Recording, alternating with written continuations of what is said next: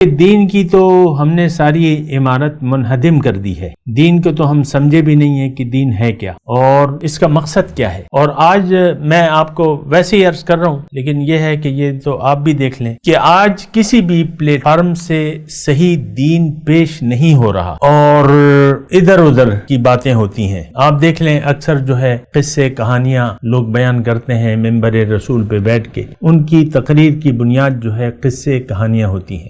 اور آپ دیکھ لیں، مطلب میں تو اپنی بات اتنی یعنی وہ نہیں کرتا، لیکن میں آپ کو صرف یہ کہہ رہا ہوں کہ دین کی جو بنیادی ضرورت ہے جو کہ توحید ہے اور رسالت ہے اور آخرت ہے، یہ بیان نہیں کی جاتی. اللہ الہ واحد، رسول کا اتباع ضروری اور یوم آخرت پر یقین، اللہ کی ملاقات، لعلہم بلقاء ربہم یؤمنون، یہ ساری باتیں جو ہیں ممبر سے نہیں بیان ہوتی. اور ممبر سے آپ دیکھ لیں یعنی ایمان کی بجائے سنتوں کی بات ہوتی ہے بعض اوقات کہ آپ سنت کو قبول کر لیں. یعنی پہلے تو ہونا یہ چاہیے کہ آپ توحید کی دعوت دیں. ہمارا تو مسئلہ، قومی مسئلہ یہ ہے کہ ہمارا تو ایمان باللہ نہیں ہے، یعنی ایمان باللہ ہے نہیں جیسے کہ ہونا چاہیے. جو میں آپ کو بتاتا رہتا ہوں اللہ تعالیٰ کی توفیق سے، تو وہ ایمان ہمارا نہیں ہے. تو ایمان کے بغیر اگر آپ کسی کو سنت رسول یا اتباع رسول کا مشورہ دیں گے تو میرے خیال میں تو اس کا تو فائدہ نہیں ہوگا، کیونکہ پہلی چیز تو ایمان باللہ ہے.